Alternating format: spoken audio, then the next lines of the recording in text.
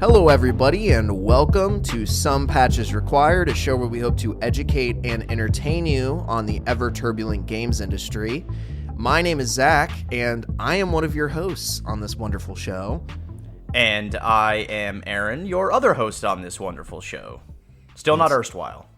Still not erstwhile, but you know what we are? We are thankful for all of our returning and new listeners to the Some Patches Required podcast. So thank you for taking an hour or potentially less of your time today to listen to us. We always appreciate it. We also appreciate if you'd like, subscribe, follow, whatever it is that the specific platform that you're on has for podcasts or content or whatever.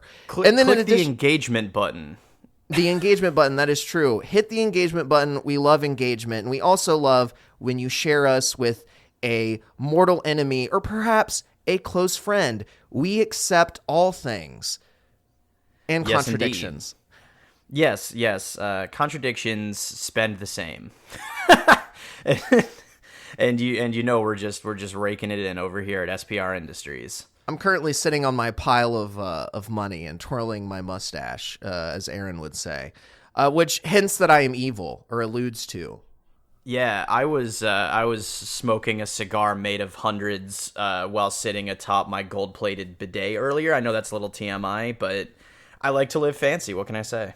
Oh, is that why you've been coughing so much lately? You're developing that lung cancer? Anyway, today we're talking about something that came out, I think, about a week ago, maybe a little bit more.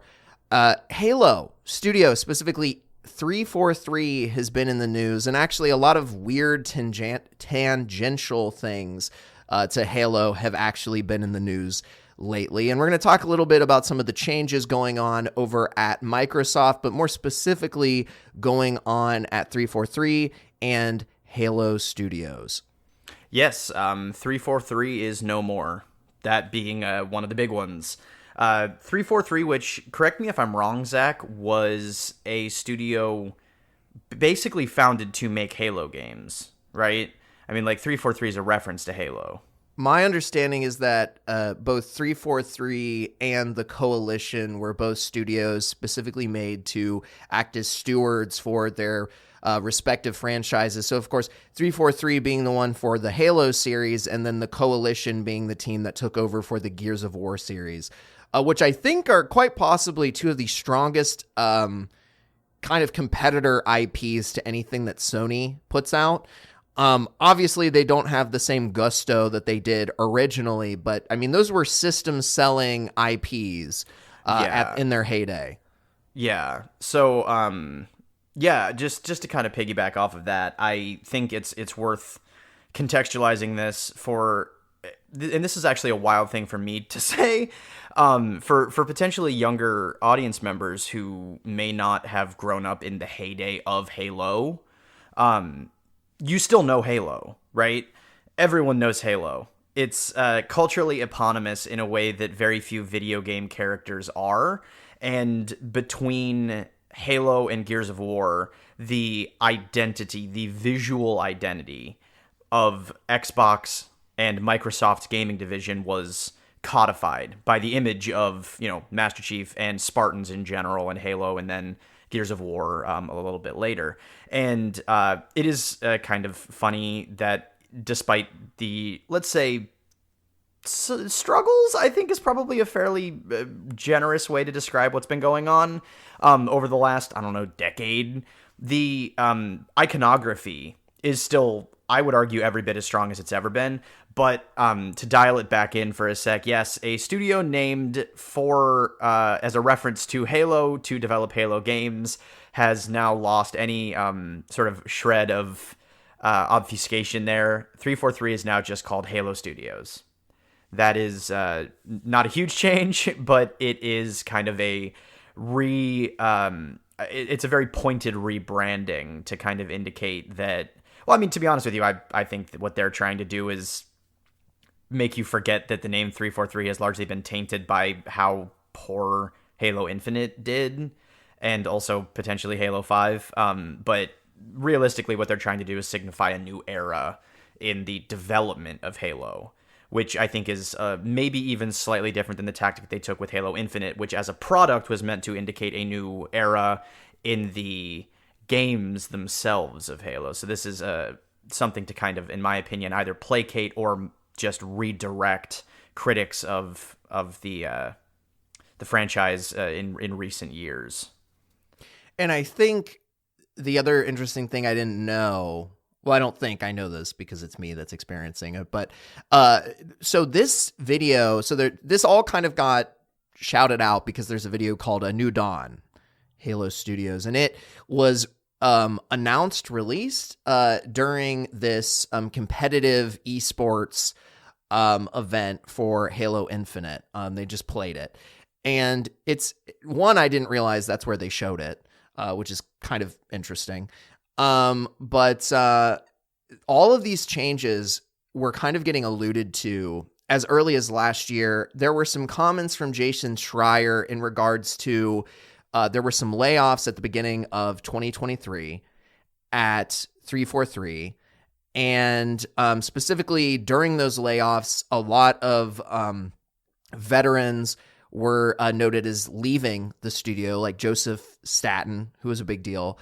And a lot of former employees were being very critical of leadership at the studio, including Patrick Wren, who I actually know, and you know, Aaron, or have at least met him because he's a CA. Oh, yeah. So I saw his tweet or reference to his tweet, and I was like, is he giving public statements? Or not public statements, but statements to Polygon, and then it was on Twitter or something. So he put all this information out there. But he was talking a lot about, these layoffs shouldn't have happened. All of these developers were putting their heart and soul into the game. It was incompetent leadership's fault. And then there were some other people going in and talking about how a lot of the issue here was 343's reliance on short-term contractors. And it sounded like just kind of like a revolving door, at least my understanding of what the article was saying, where they would get some really amazing talent, and then shortly after they'd lose those people and their expertise and their knowledge, which of course then can be a bit of brain drain if you don't have a good documentation process, because let's say someone makes a new tool for the engine or for the game, and then they leave and you don't know how that works. So if it breaks, it's like, okay, you can try and call back Joe and see if he'll come back and fix it. But depending on how Joe was let go, he may not want to help. So, it's this very complicated situation where it sounds like there was an over-reliance on short-term contractors and people that were getting let go that didn't feel like they were being properly cared for or led by leadership teams. And this was as early as 2023, early 2023. So Jason Schreier, in relation to that, made a comment about how there was fundamental large changes happening at 343. And this is the kind of public announcement of a lot of those rebrands and changes that have happened. Yeah. Which, in the grand scheme of things, is not that long to wait for an announcement, to kind of put the corporatized spin on all of the stuff that's been going on in the background. But the new direction, I mean, to talk about the actual showcase thing that they put out recently, and that will kind of lead us into the next big seismic change. I did watch that video, and I don't know if it's just that I'm old and cynical and tired of vistas, maybe, but I was bored mostly. I think it was basically just pretty landscapes with music, which is fine if you're playing, what the hell's that game? Dear Esther. You know what I mean? Like that's a beautiful trailer for Dear Esther, and it's just like poetic language over beautiful landscapes. But I don't know if that's necessarily selling me on Halo stuff. But I don't know. Well, you missed the initial splash page. It had Halo and then a big X in the middle, and then Dear Esther. It's a collaboration effort. Oh, it's like a Fortnite crossover. Yeah. No, it's one of those new Fortniteifications of Dear Esther. They're bringing in Halo. Yeah. And what a brilliant property to mine to really appeal. I mean, it's to really the worth hip millions. kids. I think it's untapped gold, really. Yeah. I'm not going to shit on Dear Esther. I don't even really know what. No, Dear Esther's great. Don't get me wrong. I'm actually I will defend Dear Esther 100%. Dear Esther's a beautiful little game, but it came out like right at the beginning of the cycle of what people called walking simulators. So think, 6-7 years before everybody's gone to the rapture. And think about how maybe like the pacing of that game might not be sort of related to Halo. And you'll kind of understand why I think that's a funny crossover idea. But hell, I sure. You know what? Bring it back. Dearest Esther. It's a sequel. Well, I was going to say, to your point, I definitely think the showcase was, it left me skeptical. There were a few announcements in it that were certainly important and a big deal, yes. But it was very political. And what I mean by that is it was very vague. For the most part, the changes that are being implemented were very vague. The only one that was not vague, and we will elaborate on, is that they are moving all of the Halo games moving forward to UE5 or Unreal Engine 5. They're the same thing. UE5 is just the acronym for people that don't know the lingo. So that was very clear. And then they talked about this whole thing, Project Foundry, which is what you're talking about, which is basically a graphics test in Unreal Engine 5 to prove that they could make these kind of differing biomes that they're interested in putting into their games and make sure they looked good.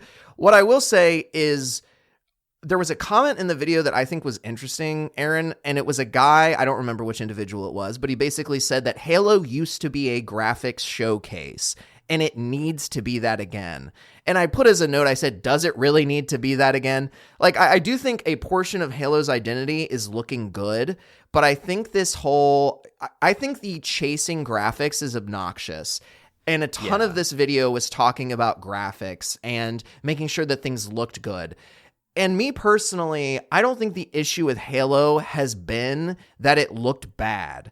I think the issues have been a little bit more foundational to just storytelling and game design than the game looks bad, which it doesn't, and it hasn't. So, we can get into that when we talk about the changes being, are they enough? But I do think that was kind of an interesting fixation, was on, oh, look how pretty our vistas are. And I was like, cool. I didn't think they were ugly before, but all right. No, exactly. No, I completely agree. I think graphical fidelity is great, right? I'm not going to shout down a AAA game studio for trying to chase graphical fidelity, but how do I phrase this? I don't think that our games look good is enough of a DNA strand to define your franchise on, for that to feel anything other than shallow, right? And there's been a lot of discourse around the idea recently that graphical fidelity has in no way peaked, right? Like, it's gonna continue to get better. Things are not done evolving in that space, but at least where we're sitting right now, the jumps in fidelity from system to system and generation to generation are no longer as seismic as we would have seen in something from like the PS1 to the PS2 or the PS2 to the PS3 or the Xbox to the 360 to whatever. Those jumps, the distances are getting a little bit shorter every time. So now I think what we're seeing is kind of just this general bifurcation of AAA quality visuals, photorealism, ray tracing, all the different buzzwords you want to throw in there, all start to just look in one general way good.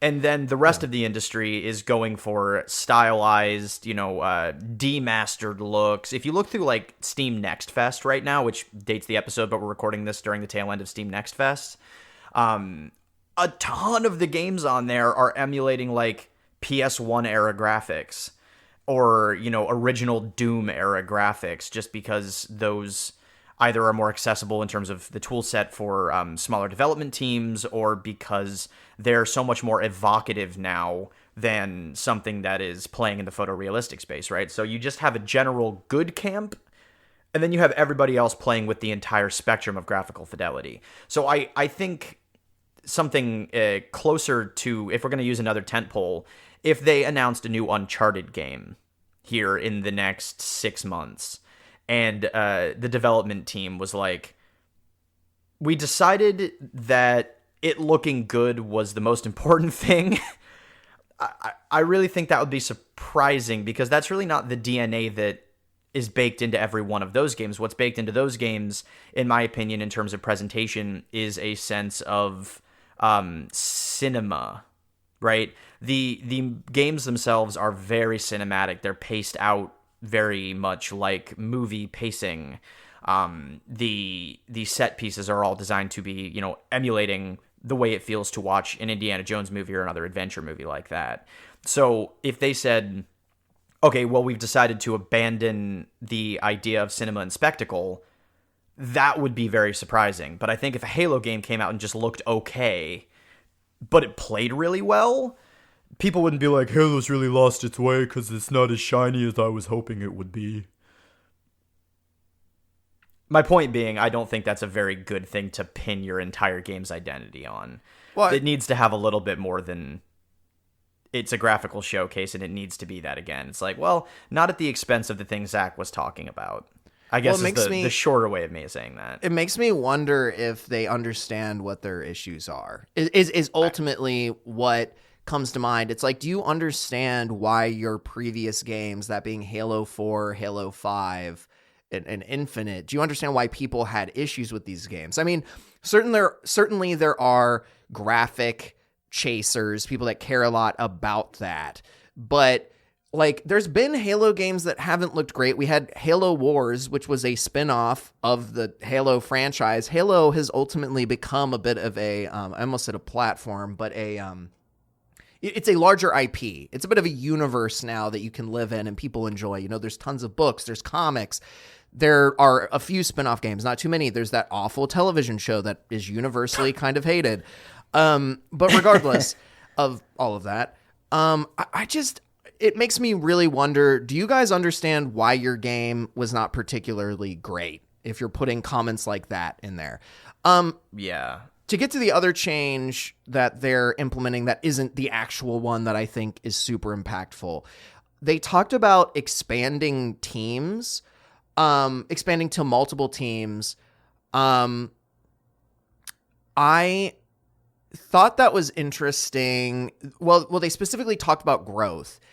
And I think maybe the multiple teams thing I read on another news article. I don't know if you can maybe correct this on my record, Aaron, because you also watched this video, but they talked about expanding.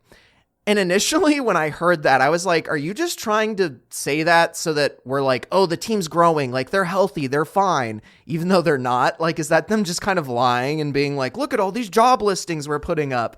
And we're not actually putting up job listings, which, by the way, is a thing. Ghost jobs exist. Look it up. It's crazy. But I thought it was maybe them just signaling that they were healthier than they were in reality, considering all these issues that, Halo Infinite's had and all the news and kind of negative press that they've been getting. But I did see on Polygon that they are apparently spinning up multiple teams to work on multiple game projects at the same time. I guess my only real comment on that is, okay, that's great that you're going to make more Halo projects. I don't know that people's criticism of Halo was that enough Halo games, or like not enough Halo games were coming out. I think Halo's just kind of tired at this point because there hasn't really been like a great one in a while. So I guess it increases your odds of like having a hit. But also, if all the Halo games are kind of poopy that you make, you just kind of dilute the franchise and what it means to everyone even more. So again, I'm a little bit lukewarm on this announcement that they've got multiple development teams working on Halo games. Like, the only hope is if they're not all about Master Chief. Maybe this is an indication that we will get some variance in what the stories are in the universe, which would be a positive. But it's not intrinsically them showing any kind of understanding, in my opinion, of why their games haven't been doing well. Yeah, and we'll dig more into that here in a minute, but my understanding was that the beefing up of the staff was probably a little bit of signaling like, we're fine, everything's cool here. Especially since Halo is so closely tied to Microsoft, there has to be like 47 people in a boardroom somewhere going that whatever it is that the optics are for Halo are the optics for Microsoft, because it may be, shy of Gears, the only brand that like your dad knows is Microsoft. Do you know what I mean? It's pretty obvious that whatever happens to Halo happens because of Microsoft or to Microsoft. So it's pretty obvious that there's probably a play for optics there. But I think in terms of the multi-team thing, that's probably more what they were trying to indicate. And I completely agree with you that, like, on one hand, like, the scale could tip in either direction. On one side of the scale, you have the Star Wars / Ubisoft effect, not to go back to a previous episode here, but the idea, Star Wars has become so diluted. I don't know why I said that weird, but it's become so diluted by, too many projects and too few good ones with any sense of direction or an understanding of why Star Wars is, or at least was, a beloved property and a beloved world. And then you have the Ubisoft effect, which is the Assassin's Creedification of things, where there are like 8 different Assassin's Creed games in development at the exact same time. So when they come out, they all tend to feel a little bit samey, and the overall quality of them seems to have suffered from not having very much time either in the spotlight or just in the oven in general.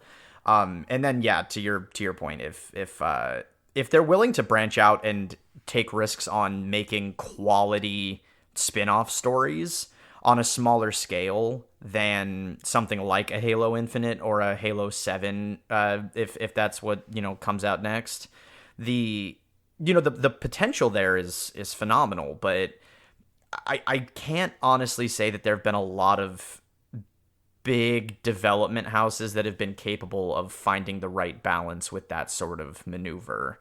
At least not enough for me to name drop any off the top of my head and state that I'm willing to use them as a signpost for my confidence in this particular plan. Yeah, it'll definitely be interesting. I think personally that the Halo universe has more interesting stories to tell than the Assassin's Creed universe. And Ubisoft's one comment that they were going like full hog on Assassin's Creed, and I was like, okay, that's a choice you could make. But in theory, I will still defend the idea that could work. But in practice, I think the entire idea fails once you get out of the basic idea that history is a playground, which is a very compelling sales pitch, but a really hard thing to actually make good on. Anyway, sorry, that's a complete side tangent. Well, more so, I think they have better odds with multiple Halo games than some franchises would if they went full force into a certain IP. I think Halo could be a bunch of different games in different genres with different characters that have different jobs and different experiences with the world. I think it's much easier in Halo than it is in a game that is largely tied to history, with the exception of some of them getting a little fantastical. But you're always going to be doing the same fucking thing in Assassin's Creed. It's in the name. You're an assassin. Like, you're not going to be the poop shoveler Not that you'd want to do that in Halo either, but like, I mean, you could be a civvy in a Halo game and it would be kind of interesting potentially. You can maybe do a similar thing to ODST where it's a little bit of like an extract yourself from the city that's being attacked by Covenant. I mean, there's like a lot more ideas that are interesting in the Halo world than there are in an Assassin's Creed world, in my opinion. Well, yeah, I mean, at the very least, we have more examples within the Halo universe to point to than we do in Assassin's Creed, because it seems like the stewards of those IPs, at least in the past, used to be more willing to take those kind of creative risks, whereas Assassin's Creed has proven that, at least up to this point, it is largely incapable of doing anything other than assassinating. Assassinating is a word that I've decided to just go with and say 3 times. Yeah. Well, I've got a ton of opinions too on other issues that this game, that Assassin's Creed would have in comparison to Halo, like the fact that its world is just ours. So like, okay, let's say you make like Assassin's Creed, Mark, like you're a stall, you know, you have your own stall and you sell your turnips or something. I don't fucking know.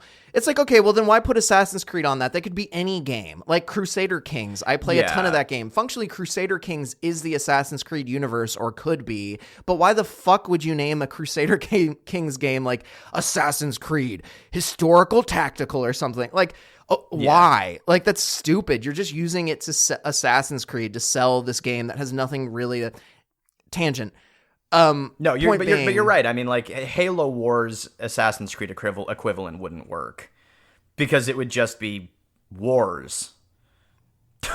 Yeah, I mean, you could like Templar versus it's just not as good of an IP for being like bigger ideas expanded than what it way, currently is, in my opinion. But yeah, pushing on to the final change, so we don't get stuck in more Ubisoft crap. They did make the decision to step away from the Slipspace Engine, which to my knowledge is only being used or was only being used for the new Halo games. They are moving away from the Slipspace Engine and they are going to Unreal Engine 5, which as we mentioned, but the Slipspace Engine is worth bringing up. Yeah. Well, so it's worth bringing up in the sense that based on everything that former or current 343 employees have said, is the Slipspace Engine was a frustrating task because it wasn't really a good tool for the kind of game that they wanted to make. And that ultimately led to a lot of situations where it slowed down development. And there's even a quote in that A New Dawn video where someone refers to them feeling like they were both a game studio and a software development company, because simultaneously they were working on the Halo games and also working on developing the Slipspace Engine. And it was eating up a ton of resources that then couldn't be put into game development. And and I'm sure just tons of money that they would have liked to have put into something else. And that is a big deal. That can have a very profound negative impact on a game if you have to spend half the goddamn time trying to fix the tool that you're using to develop in. Right. The closest analog, to dial back, I mean, that in my research into Halo Infinite, which admittedly is a game that I played minimally, I played a couple hours of the campaign and I thought it was fine. I didn't enjoy it enough to continue playing it. I played it when I had Game Pass for a couple of months, but I didn't really stick with it. But I thought it was fine. So I did a fair amount of research into people's perceptions of what went wrong with Halo Infinite, and based on developer testimonials and all of that fun stuff, it does really seem like needing to co-develop a game and the engine that the game was being built in was just a huge problem. And the closest analog I can come up with, we might have touched on a little bit when we talked about Blood, Sweat, and Pixels, the first Jason Schreier book. But Dragon Age Inquisition was this, towering RPG built in an engine exclusively designed for first-person shooters with like an emphasis on bullet physics. Frostbite was not meant to develop third-person open-world RPG games. So a ton of resources and time for the team at BioWare and the larger teams at EA were devoted to building the tools to allow the developers to make the game in the engine. Almost to the point where I had told Zach, I think I actually, and this is probably not a popular opinion, but I think I actually remember Dragon Age Inquisition more for the inconsistencies in its presentation owing to the engine. The inconsistencies in its open world design, especially in those early hours, owing to its engine. And the overall jank that impacted more or less every angle of the game owing to its engine. I think I remember those things about the experience of playing Dragon Age Inquisition more than I remember specific characters being super impactful for me, or super simple, like simple, wow.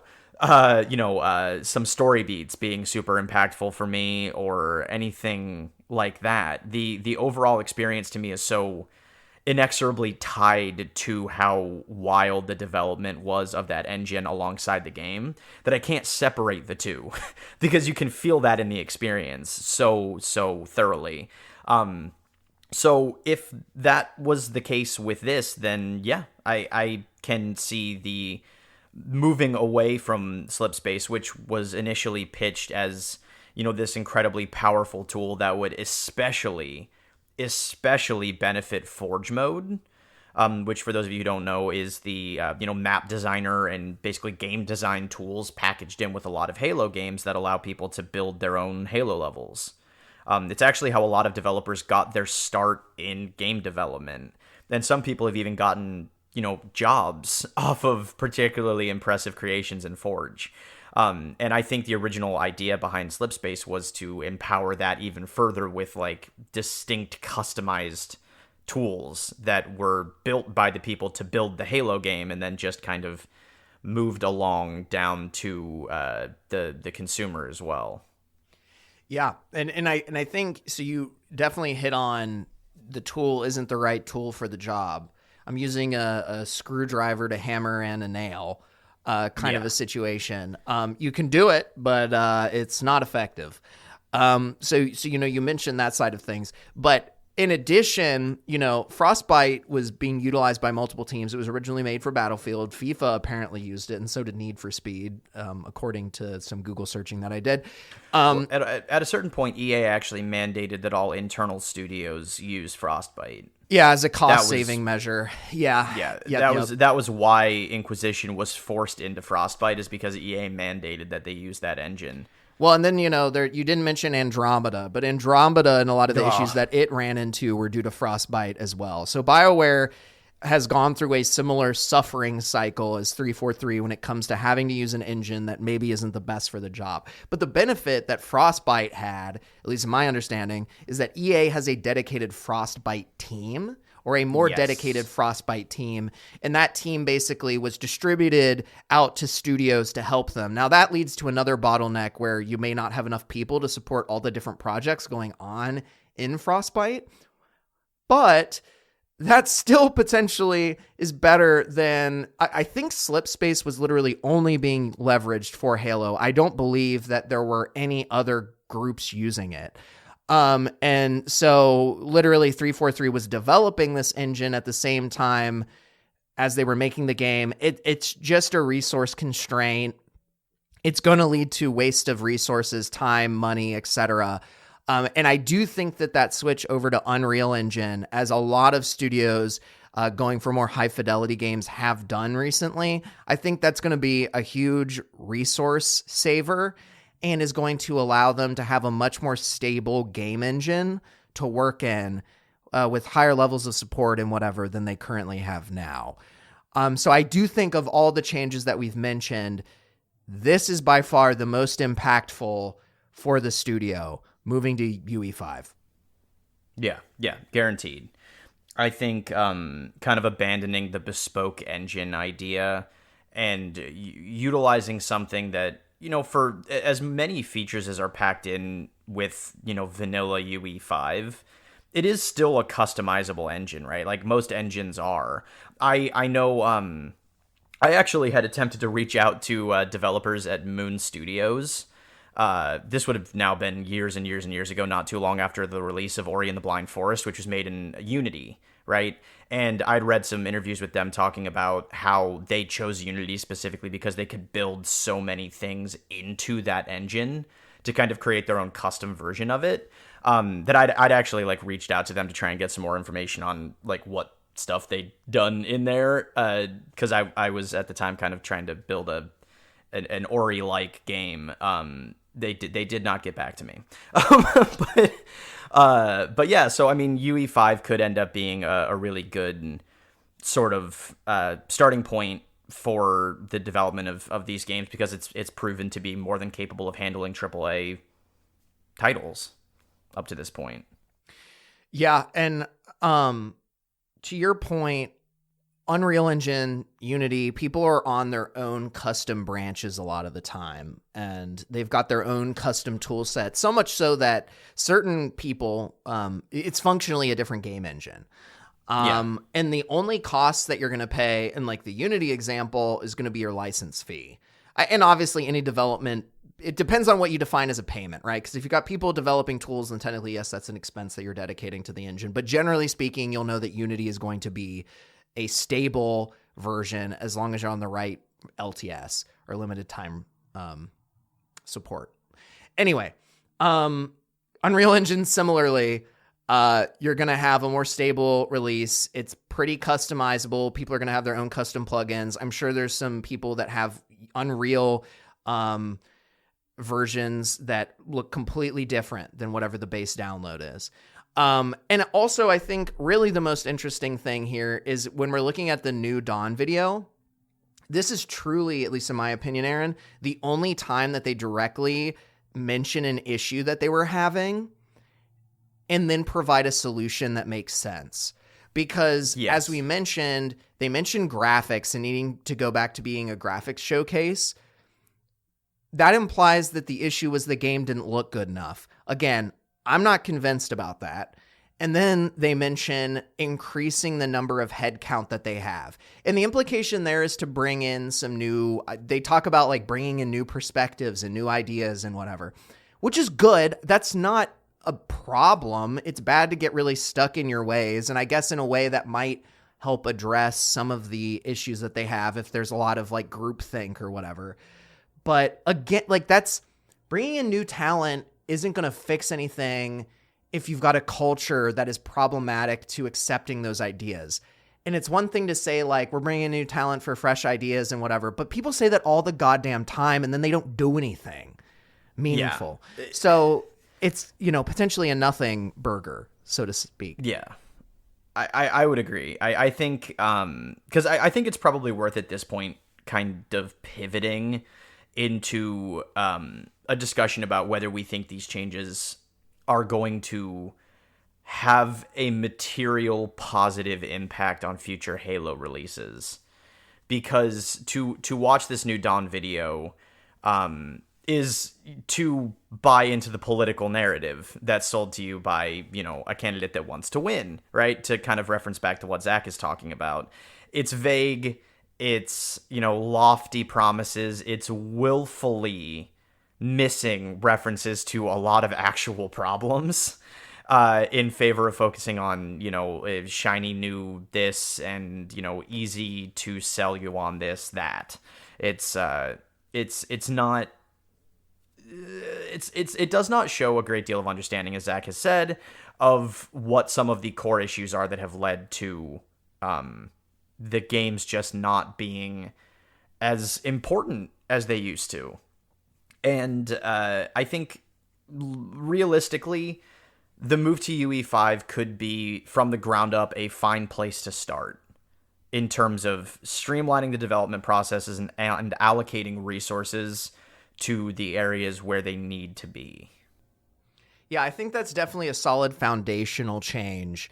I just wonder about some of the other important changes. And one of the biggest ones being, we've hinted to this, an over-reliance on Master Chief. And of course, you see this in a lot of games where they've got their, you know, kind of pivotal character that kind of symbolizes the franchise. And in the case of Halo, of course, that's Master Chief.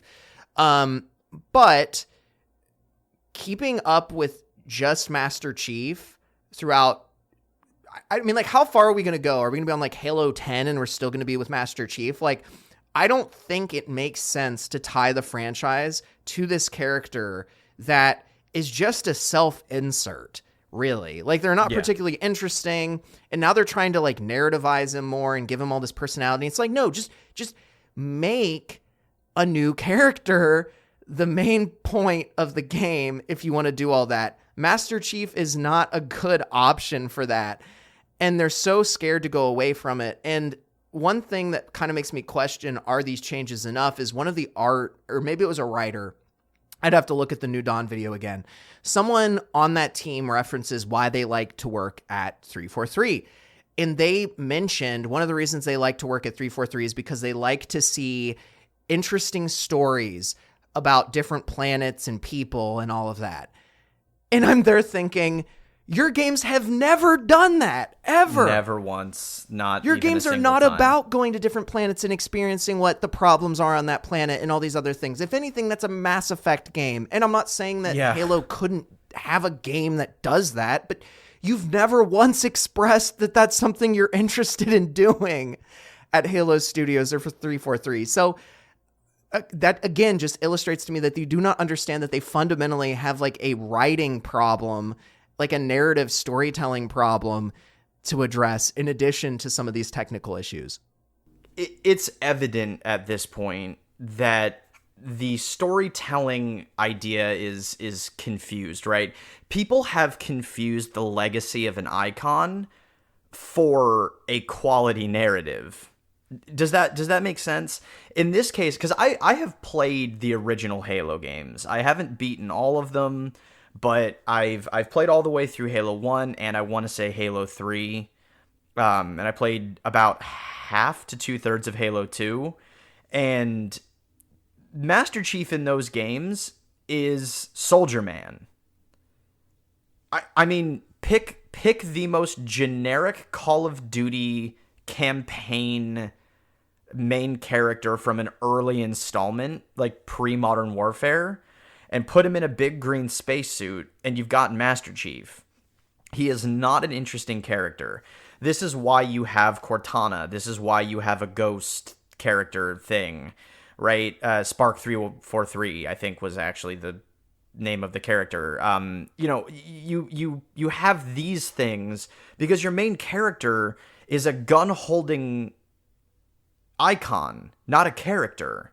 And trying to give that character depth and humanity is an admirable cause, but it is directly what caused the failure of the TV show, right? They looked at the character, they looked at their pool of available characters, and rather than saying, let us do a Band of Brothers-esque Halo Reach style TV show and call it Halo, and do original characters within the world and capture the aesthetic and, more or less go the Fallout route, the idea had to be tied to Master Chief.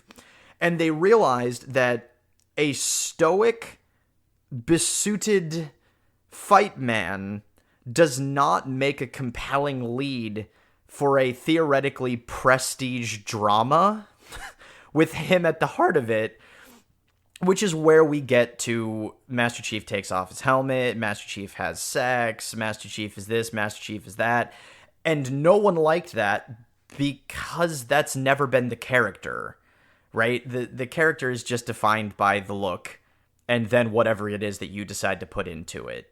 There's not much more depth than Soldier Man.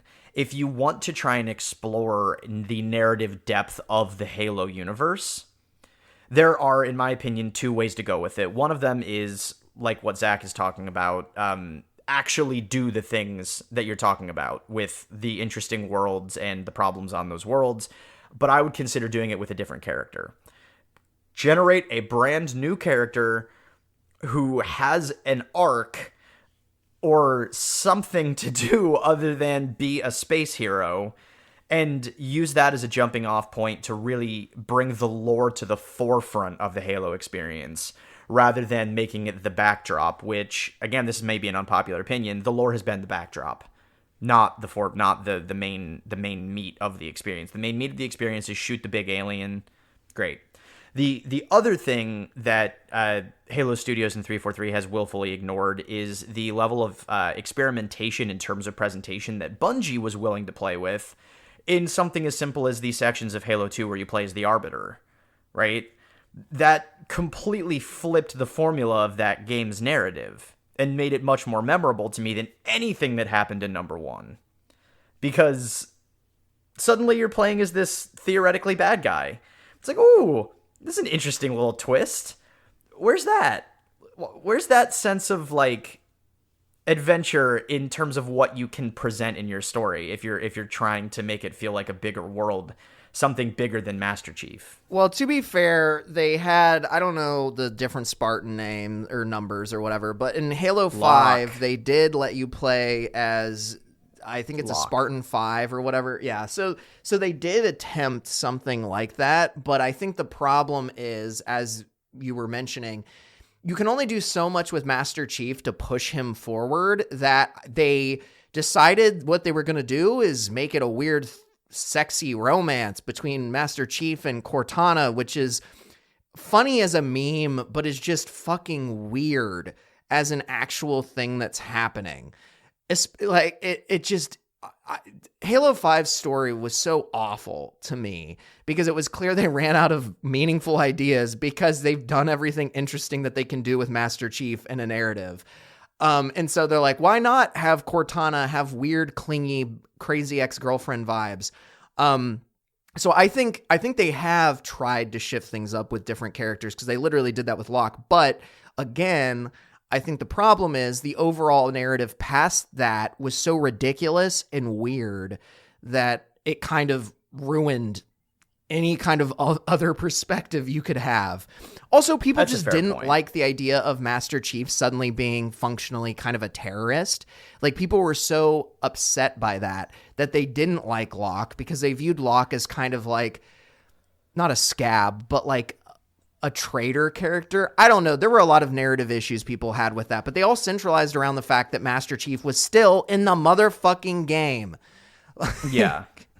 Right. I mean, in my opinion, this falls back to the Skywalker problem, which is to say that Star Wars is supposed to be a giant universe with endless potential and possibilities, and yet all we can fucking do in the movies is keep going back to the same characters that we liked in the 70s and the 80s. Stop it. If you're going to make new stuff, just make new stuff. And I know they've been trying with some of the new stuff, but like it's so past the point of no return that they've burned all their bridges, and the quality narratives now in most people's minds are locked to those original Skywalker sorts of stories. So yeah, the Master Chief thing, and to be honest with you, I completely forgot about Locke in terms of my previous comparison. But yeah, I think Halo has fallen into the Skywalker problem with Master Chief, in that you can try and take those characters in interesting new directions, but when you do, you run into a lot of narrative issues trying to change their motivations, their allegiances, their attachments, their this, their that you wouldn't run into if you just decided to take a risk and write in a new interesting character in the hopes that maybe they would become iconic. That's a pretty, easy fix from down here. Not necessarily when you're playing with all those millions of dollars. I'm sure that, they're focus grouping the safest bet as we speak, but I don't think that thinking people would be upset to see them move away from Master Chief, especially since I've spoken with a lot of people who consider Halo Reach to be like the height of the series. Yeah, I mean, I think that's a good point. Halo Reach is solidly like one of my favorite. I mean, it is my favorite Halo game, not only because there were a lot of customization options for your Spartan, and I just generally thought the band of brothers, so to speak, was like fun and engaging, and there was something sad about watching them all kind of be picked off until you're like the last one functionally. But I just think it was a cool way of showing a new narrative and a new experience, and it showed that Bungie got their world and could make other games in the world. Similarly to Halo ODST, which was generally very positively reviewed and was a very different experience because you were not this massive tank of a man running around, killing things, whatever. Which that's a good example of the merging of narrative and gameplay. And I will say, I haven't seen them do that with the new Halos. There hasn't been a change of perspective that is also followed with a change of gameplay expectations. You're no longer this big beefcake man. You're a normal soldier. What would that be like in the Halo universe when fighting this super advanced alien threat? So yeah, I haven't seen that. I will say, because I know we're kind of coming up on time here, some of the other things that we haven't talked about that were issues with specifically Halo Infinite is Halo Infinite, if I'm not mistaken, I think it released without a Forge mode. I think it released without a lot of custom game modes. So that, from the jump, made a lot of people mad. So when when Halo Studios goes forward and they make a Halo game, especially if it's like a big, traditional Halo game, I think they need to make sure those game modes are in there from the jump instead of a feature that comes in later. Because I think that a lot of people got bored and lost steam because they didn't want to just play, normal Halo modes. They wanted to play Oddball, or is it Oddball? I think there's Juggernaut. So. I can't remember all the different ones. I know there's like the weird one where you have the grav hammers and you smack people with a skull. And some other things. Yeah. But, yeah. No, I get what you're saying. I think my bigger point to kind of tag along with what you're saying about, feature incomplete launches is that in my opinion, the biggest failure of Halo Infinite is potentially something that has not been addressed and may still continue to plague Halo Studios, nay 343, because it was a 343 problem. And it is that the PR surrounding the feature incompleteness of a lot of this stuff was absolute dog shit, verging on gaslighting, right? So the complete failure of communication between the development house and the player base absolutely tanked people's trust in the people making Halo. And led to a pretty trending hashtag, if I'm not mistaken, which was Fire343. But the idea that you can launch something that's not 100% feature complete and then provide a rock-solid roadmap, and if you fucking stick to it, you can recover from feature incomplete status. And you can build people's trust back potentially even better than if it had launched feature complete but a little bit shaky. Because people will reward you for good gameplay, even if you've made them wait. They will wait for good. And in this case, what happened was there were a bunch of features promised. There were a bunch of updates promised. They were talking about how split-screen co-op was going to come, but then it wasn't going to come at launch. And then it was going to come later, but then it was going to come much later. And then it wasn't going to come at all. And then the same thing happened with various different other modes and seasonal updates. And there was never a huge amount of direct communication from the leadership at 343 that would indicate that they were at any point being honest about what you should expect as a player who was either considering purchasing the game or had already purchased the game, and possibly a battle pass. So that needs to be addressed. If that fundamental problem persists from 343 into Halo Studios and into this, in quotations, new dawn, then I don't think that the upcoming Halo projects, graphically impressive as they may be, are going to have much more success than the ones that we've seen up to this point. If they're not willing to take narrative risks, and then if they're not willing to communicate with their player base to function as a live service game, then they're going to fall into the exact same pitfall again, and in a couple of years we'll be back talking about the next attempted relaunch of Halo Studios 2.0 or whatever. And I think the thing that I'll end on is none of the things brought up in the New Dawn video address the fact that the live service aspect of this game was inherently part of the problem. Yeah. I remember starting, customization was pretty bare minimum because you couldn't get as many armor sets. I mean, truthfully, what this is Reach spoiled us. Reach absolutely spoiled people's expectations of what customization could look like in a Halo game. And candidly, I'm not complaining about that. I think games should just let you earn all of that stuff like they used to. But we, of course, live in a time where cosmetics got to get sold. So, of course, you're going to have all these like cool cosmetics and sometimes potentially ugly cosmetics behind a paywall, being a battle pass or a season pass or whatever, right? And that in and of itself rubbed a lot of people the wrong way, because the ways that 343 was trying to monetize this game were kind of inherently pissing off people in the user base. That issue, along with some of the communication issues that you mentioned, Aaron, those were not addressed in the New Dawn video. Those were not touched on at all. And so if these are all building up to a case of why Halo Infinite specifically was not good and a bit of a failure. Well, I don't know if I'd go so far as to say it was a failure, but it was not exactly a star on Halo's record. I would say in a lot of ways it was a bit more of a blemish.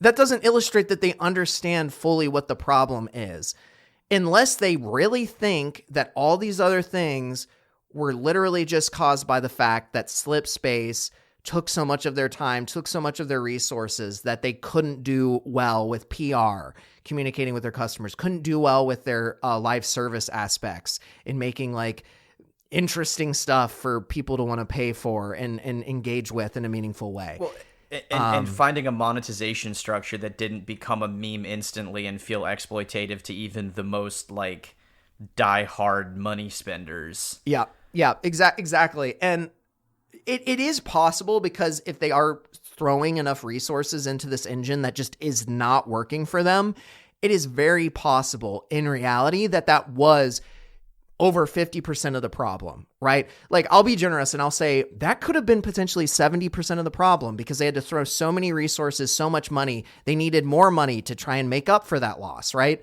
There are a lot of ways you can spin it where that could really be the majority of the problem.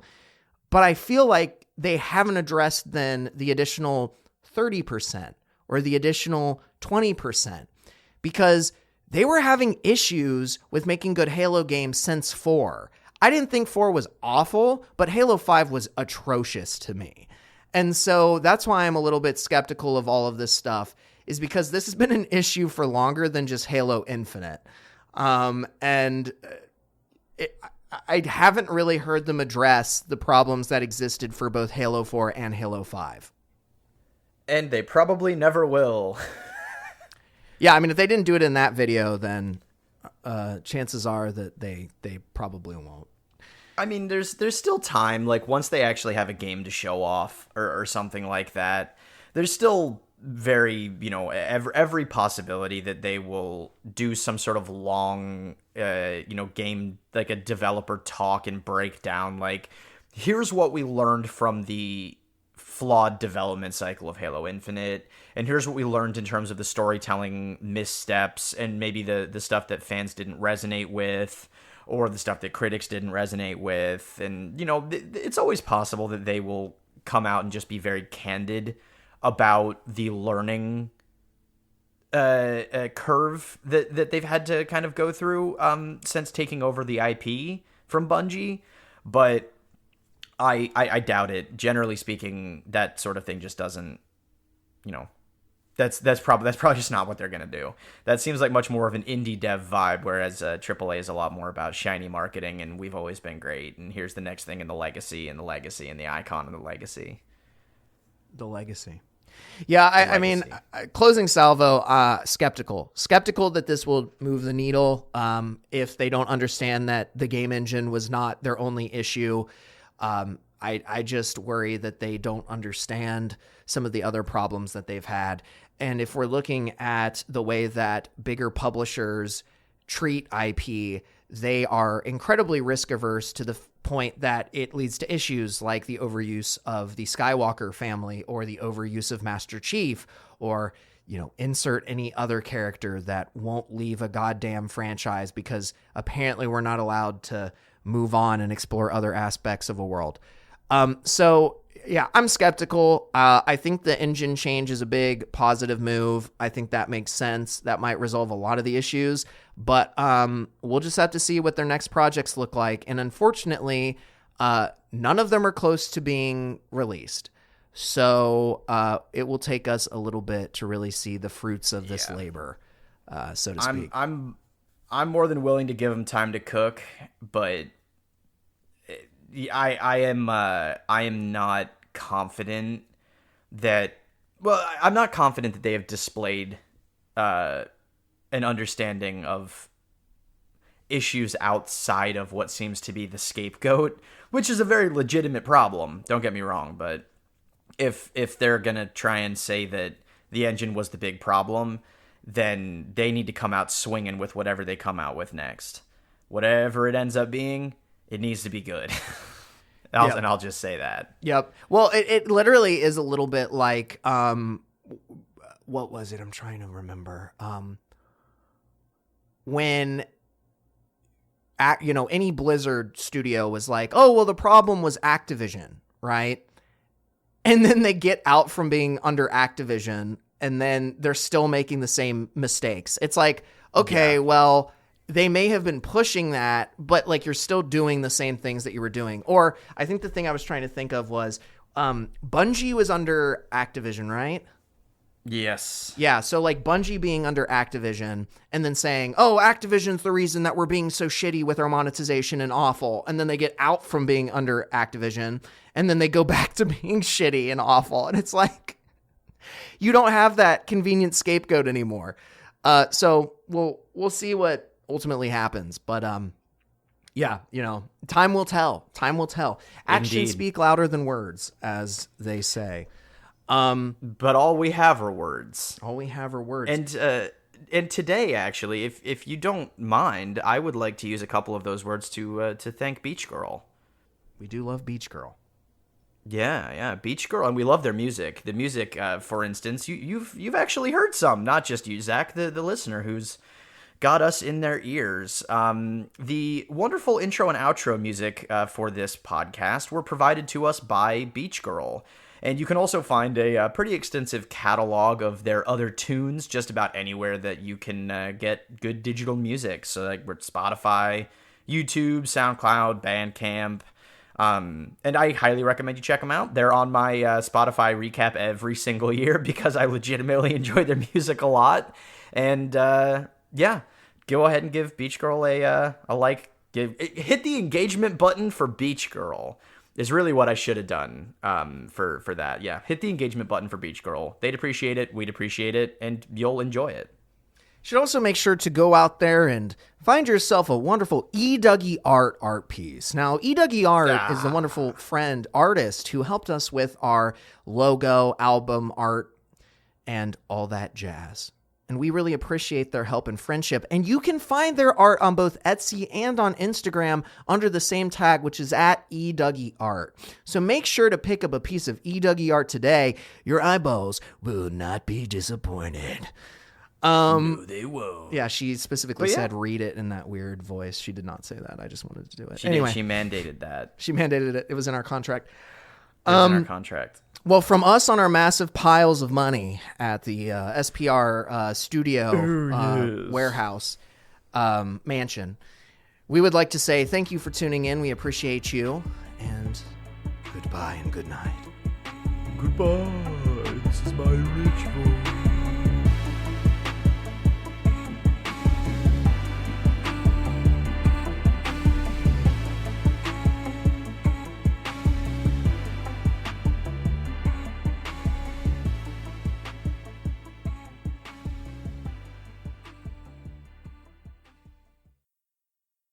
Oh, look how pretty our vistas are.